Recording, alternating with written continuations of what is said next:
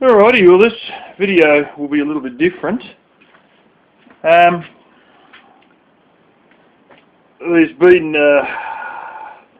someone deceased a few years ago, and finally, they're starting to clean his house out. In the meantime, that's right, they've been paying property taxes on a house with nobody in it for,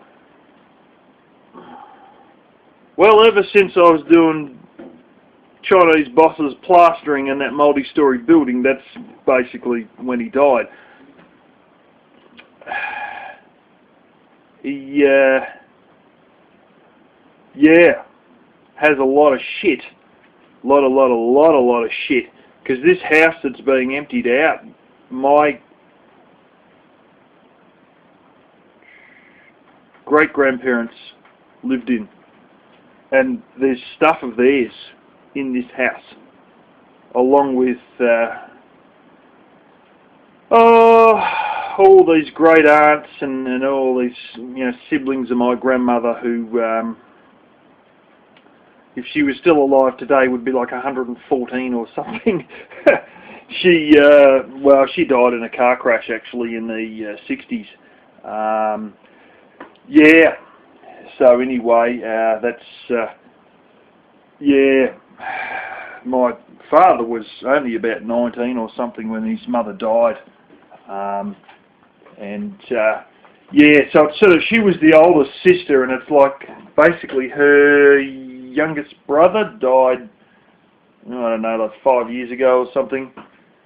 And would it be that long? No, it probably wouldn't be. No, actually, it probably is. It's a while. It was when I was doing plastering. That's when he died. Anyway, they got to getting through some of the stuff, and they have really found some stuff that's quite phenomenal, including one of their... A lot of the stuff is from the wealthy Welsh side. Now, when I mean wealthy, I mean fucking wealthy. These were, some of your higher-ups of, your movers and shakers of the British Empire who made and kept it an empire type thing. These people that would move out into the colonies and fucking do something substantial. These sort of people. Now, as far as, well, not as far as I know, but from letters, I know that they had a coal mine in Wales, and one of their cousins, I haven't really looked into what place it is exactly. I don't know really where it is, but one of the cousins' husbands owned a copper mine with a substantial amount of people, but it was somewhere else. It was a very dusty area. They compared it to conditions of Africa, so I don't know exactly where it was, if it was Africa or something else, but I never really looked into that. And then, of course, well, we had involvement in gold mines here, and, they managed one mine, one of the brothers. Another one was a top dog engineer at another mine. Different mine, but he was a top dog engineer at that mine, while my great-great-grandfather, it might have been his brother that was an engineer, but the great-great-grandfather was an actual mine manager. They believe his personal horse carried more gold than any other horse in the country has ever carried. He used to make a weekly trip to the bank safe, complete with revolver strapped in, on horseback, to taking the weekly gold takings. The gold that was coming out of this place was fucking huge. It was $1.2, $1.4 million a year in today's terms, or something like that, I believe. He was there for 22 years, so, I think in today's gold values, it all sort of varied. I mean, there was peaks and there was lower points, and eventually they hit the artesian basin, you know, the groundwater level, and they just couldn't go any further. And that's what closed that mine. There's still gold under the fucking water, mind you, but it wasn't practical to mine anymore. And, you know, in that place, I forget exactly what it was, but I think it was huge amounts. I don't know, it was 20-something million dollars or $45 million or something worth of gold during his career in managing that place that place dug out. It was astronomical. It was fucking phenomenal. I have seen the proper figures, and I think I might have showed them somewhere at some point, or mentioned them. I know I've got photos of the exact figures, but it was just, you can't get your head around how much gold come out of this fucking thing. This mine, we have photos of them actually down the mine shafts and stuff like that. Down there with big heavy lumps of fucking wood held up by pillars which are just rocks piled on each other, down there with candles. I mean, you know, man, she was hard going, but they employed 20 to 25 people. I think it's more like 25 people, and yeah, he was always the one in the suit. We've got an actual company photo of him with everyone who worked at the mine. And of course he's the only one wearing a suit, and he's always got the little gold pocket watch with him. Well, basically my great-grandmother got disinherited when she married down. But that didn't mean Daddy didn't send her little gifts, and I actually saw one of these little gifts, I believe, today, and only a few minutes ago, and yeah, it's you know, there was wealth in the family sometimes with all this stuff. Long and short of it, this one who was the engineer in this other mine, I have right here one of his books, because he was qualified to use and maintain and build and fix and everything you could imagine larger style steam systems. And holy shit, what is in that book there is phenomenal. All the possible problems, explosions, wear points, corrosion, right down to how to make foundations to hold large scale steam boilers. You name it, it's fucking in that book, and I'll flip through that book in a minute. But that's actually his personal book. That's actually the 14th edition, which happened to be printed in 1901. I'm not joking. We'll go through that in a minute. About this little thing I've seen, we get some pretty phenomenal looking watches on occasion that come out of these old relatives' houses when we start looking through stuff, including the other side of the family, where my father's side, well, my father's side, his great-grandparents, we found some of their personal watches and stuff like that. You know, some of these, you know, a lot of them are broken, but some of them are a surprising detail. Like the workmanship is just phenomenal. But this one that I saw today, I knew what it was when I've had a little bit of interest and involvement in jewelry previously, and I looked at this watch, and I mean the fucking thing was tiny. It was obviously a woman's watch. It was, you know, I wouldn't be surprised if it was a gift from Daddy to my great-grandmother, but long and short of it, the size of this watch was in between the size you know, it was tiny. It probably, yeah, it would have been the size of about the end of my thumb. I'm not joking, it was tiny. I picked it up, and initially I realised the whole thing is rose gold plated. Now this is an old mechanical watch. In the centre, on the face of the watch, where you got your numbers, in the middle there's like it's almost like checkered, like you get on wooden gun stocks, that checkering, checkered gold in the centre of the face, as well as the whole thing being gold plated on the outside. I turned the back over. Daddy's probably, or somebody, has had it etched with her initials, but not just bloop bloop. Actual, like, calligraphy style, multiple line etching of her initials in the back of the watch into this rose gold plating. And then underneath that there's a date. I think it was the 25th of the 2nd or something like that. 1939. This was a fucking gold watch from 1939. And that was just amongst the stuff that's come out of this old great uncle's place who's been dead for a few years now. It's, yeah, there's times when you know they had a couple of dollars to spend, but let's face it, they were gold miners, you know. I've seen the passage tickets for them. When they come to Australia, it wasn't on some horse shit thing. It was top of the line, fucking one of the first, I believe, like a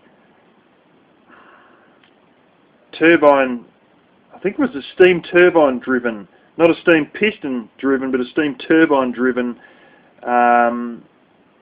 ship that had, you know, all been christened in fucking England, blah, blah, blah, built in England. And this thing basically travelled all around the world, and they got to stop pretty much most areas of the British Empire from England, right through all the way. They stopped in Sri Lanka and the whole 9 yards on the way to Australia. And I mean, the total cost is fucking phenomenal. To send the family there, it was oh, it was big dollars. You know, it was the price that you'd buy a new car for like a higher end new car. You know, like it was not some pipsqueak new car, like a new 4x4 type thing. It was pretty substantial money that they paid to come out here. It was all, you know, first class type luxury the whole way, but that's how they rolled. This one, who was an engineer, whose book I was just showing then, he's got some mate who went over to World War One. And, I mean, talk about brutal Australian honesty, flaming hell, there was no political correctness. They were waiting in some spot to be sent to the front. I'm not sure if it was Egypt, because that was a lot of the base of Gallipoli, and that was Egypt. But he basically refers to the N-word being in the area. And he said, it's unbelievable. He said, these N-words have 1 in 3 are blind in one eye. And he said, I saw one that cross-eyed the other day that if he had been crying, the tears would have ran down his back. Obviously the locals weren't going too well with the desert dust in their eyes or something like that. And, you know, they were very known to be disrespectful. They'd try and deliberately dress up as British officers. You've got to realise that Gallipoli was just another one of these fucking things where, you know, apparently we're independent from the Empire, but you'd never fucking know. You know, we got independence, but then we, you know, all ran by British generals, British majors and British officers, but the ones doing all the hard yards, not surprisingly, were the New Zealanders and the Australians. They were the privates, the guys on the ground getting shot to pieces. Well, the command was given by the British. Of course it fucking was. Independent country, but oh, you know, we're not really independent, you know. And it just, so many, the same with the Boer War down in South Africa, the second Boer War as the case was. That was going as we become from being, you know, a colony through to being actual independent. Yeah, it's just one of those, another one of the wars that we, you know, even during World War II, they're treating our soldiers like they were their own personal, you know, they could do what they want without even asking permission of the Australian government. and there was a bit of a spit and a spat that went on with John Curtin, I believe he's the Prime Minister at the time, and yeah, we had a Prime Minister who knew the Japanese were coming for us, but England couldn't give a fuck. They're so interested in using us for their own ends, fighting the Nazis, that basically this guy knew we were going to be fucked, and oh well, you know, Burma, this, that, the other. Fuck me. They sent people to Burma. They turned up there, they were grabbed as POWs because the Japanese had come in, invaded and taken over before the English even realised that, you know, like, they didn't even expect the Japanese to have got there yet. So we should be there at this time and we'll be there just before the Japanese get there. No, the Japanese had already come, fought the war and overtaken the place completely before they even turned up. Before the British or Aussies or whatever even turned up. Yeah, but anyway, back to the point. Yeah. So anyway, that guy who wrote in the letter ended up getting killed in the war, in World War One, and yeah, we found a lot of his personal notes and bits and pieces, but this is actually his personal book for his job, and I'll show you.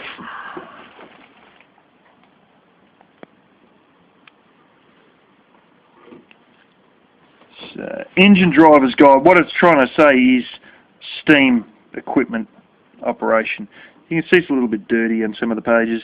That's because he's probably flicking it open with dirty hands on occasion.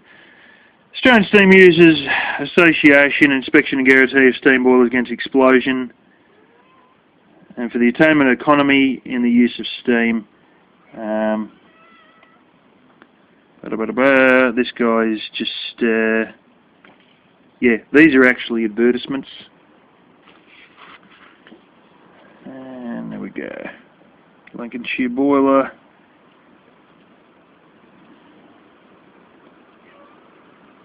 What do you want? Busy. 1901. Yeah. Engine Driver's Guide to the Management, Care and Working of Steam Boilers, Engines and Pumps, and Guide for Examinations for Certificates of Competency, and a chapter on arithmetic for engineers with over 400 examination questions with answers, and a chapter on indicator diagrams. Inspector of Machinery for the Mines Department of Victoria. It's the author's dedicated it to this guy, who's the Inspector for Machinery for the Mines Department of Victoria. Yeah. So there's several different design types, and they talk about the different design types, most of them which are British-based, and all the different bits and pieces of... I was reading one that explains they use a lot of brackish horse shit, non-drinkable groundwater. That's what's been used quite a lot to run these things, and they, you know, call it water of poor quality, and then it goes on to explain how it actually rots the damn boilers because of the corrosion, because of all the minerals and bullshit in the water, and where they usually fail, and how some of them failed, and some of the... It explains ones that fucking blew guys away, blew the sides out of fucking brick walls, like knocked down brick walls, and one of them that went off it through part of the fucking boiler, like 200 yards away in a field, and all this sort of shit. Like, there's a lot of them that fucking went out, and it explains how they went out, and they sort of looked into why they went out. And it goes onto it in great detail. Here's all the horsepower boilers, feed pumps, horsepower of boilers, feed pumps, injectors, boiler explosions, arithmetics, management of boiler, how to build in brickwork and put on the fittings, you know, all the different stuffs, details of fittings and flues, of working parts, Here's all the diagram from high pressure engine, diagram from low pressure engine, collapsed flues of Cornish boiler, sectional view of Cornish boiler, exploded ammonia boiler, exploded boiling down vat, which is probably something like your what do they call it, the tallow producers, you know what I'm saying. Exploded Cornish boiler, breeches fluid boiler, exploded locomotive boiler, another exploded boiling down vat, and 2 exploded Cornish boilers, collapsed flue, exploded vertical boiler, all the different bits and bobs that fail, so you can know how to inspect or what you're looking for, so it doesn't blow your ass up. Here's some of these diagrams. He's actually written in little bits himself in pencil onto some of his stuff in here. As you can see, a lot of the edges of the pages are quite dirty. They're all marked with fingerprints. And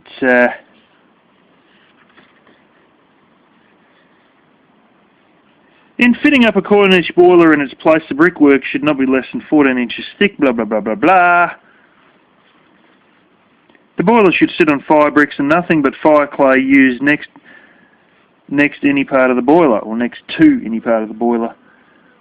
Just a bit of a change in the way they spoke the English back then. Oh shit. Yeah, this is a real prick. I shouldn't be bending this too much. It's a bit of a pain in the arse trying to do this with one hand. Steam boiler explosions which occurred in Victoria between April 1884 and March 1885.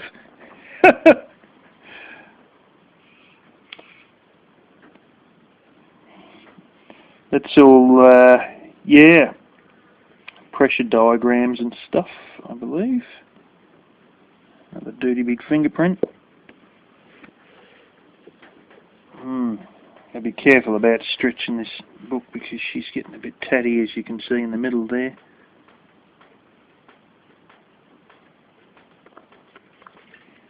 Oh, this is all the arithmetic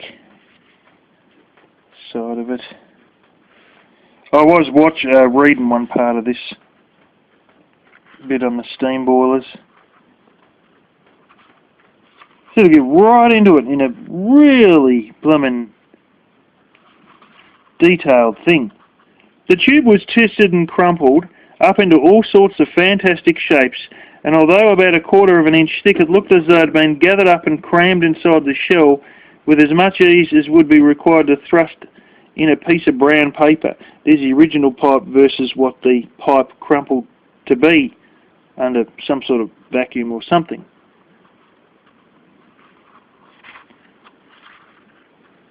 Here's one here that it, boom, through it.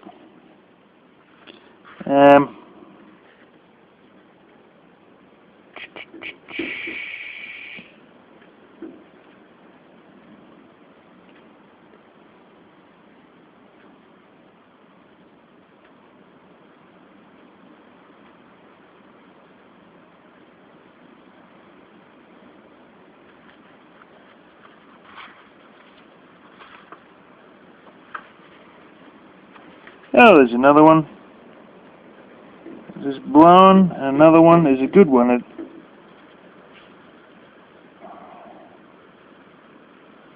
The next was an explosion of a boiler at Footscray, which is in the western side of Melbourne. It's not terribly far from where I work, actually. Sort of previously been an industrial area, and many parts of not too far from it are still industrial areas. The boiler was used as a vat and carried about 40 pounds, 40 psi, pressure of steam for boiling purposes. It consisted of a shell and 2 flat ends with only one long blah blah stay rod from end to end as the boiler. It would be readily seen that such a state would not prevent the ends of the boiler from bulging and flattening until they weakened the angle iron so much that it gave way round the root, blowing the end of the boiler, and the boiler itself was shot through the roof of the building, doing about £300 worth of damage, but happily no lives were lost. The cause of this boiler exploding was malconstruction, the ends not having been sufficiently stayed.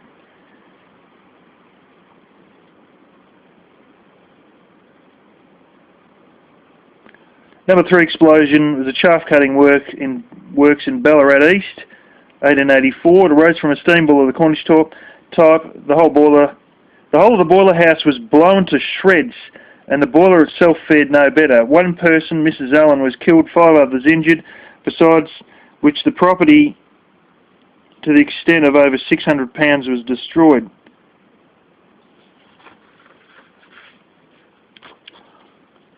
It was stated that the owner of the boiler and the premises was repeatedly warned of the condition of the boiler, as some 3 months before the occurrence took place, a gentleman was in treaty for the purchase of the plant of which the exploded boiler formed a part. In other words, some guy was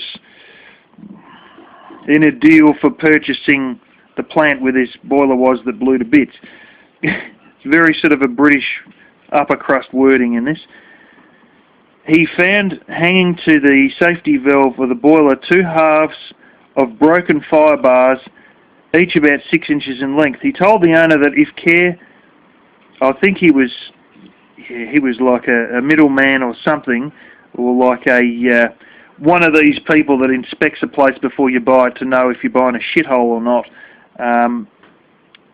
Yeah, he told the owner that if care were not taken, the whole thing would blow up. He did not purchase the plant, as it seemed rusty. So that's one who was for sale, and this guy was obviously employed to look through it, and the guy he was looking for decided not to buy because he reckoned everything was rusting out. From the appearance of the boiler after the explosion, must have been in a worn-out condition for some time previous. Many of the pieces were seriously oxidised, rusted, and the plates in places reduced to 3/16 of an inch in thickness, which ain't very fucking good. That's a bit over, oh god blimey, that's only like, fuck me, it's like 4.5 mil or something. And it should be like about a ½ inch or something. Boiler had been used at a particular mine that I've heard of previously 25 years ago.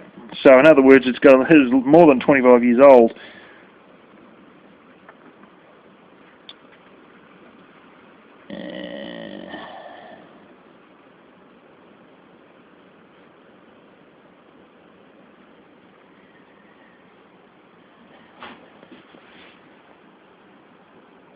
It goes in about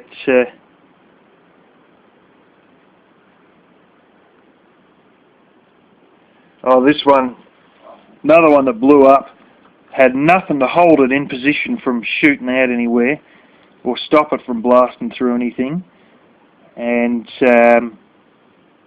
everything used was as thin as hell, and it was actually the Boilermaker, they reckon, to blame, because he never made it good enough.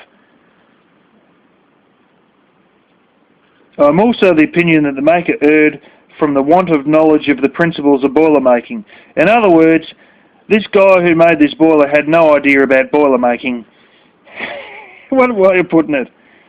I am also of the opinion that the maker erred from the want of knowledge of the principles of boiler making, as it would not have added more than 5% of the cost. 5% to its original cost to have made it really good and serviceable boiler. Instead of saying 5%, they say 5% full stop.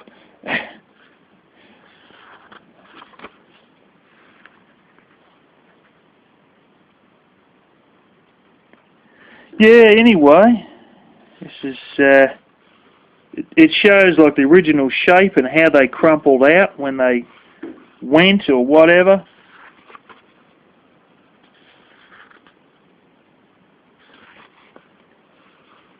and it goes on about, you know,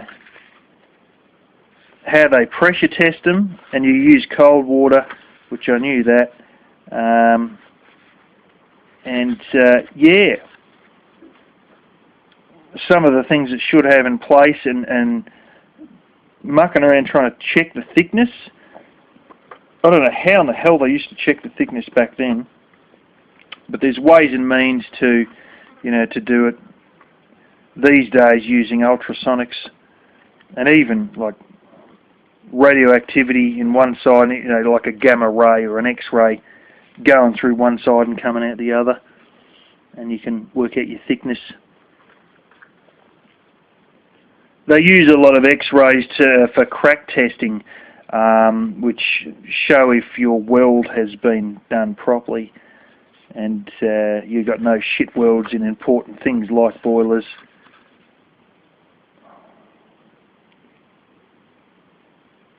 Jeez, someone's got some of the letters back to front on this. Yeah, anyway, that's, yeah. The waffle today.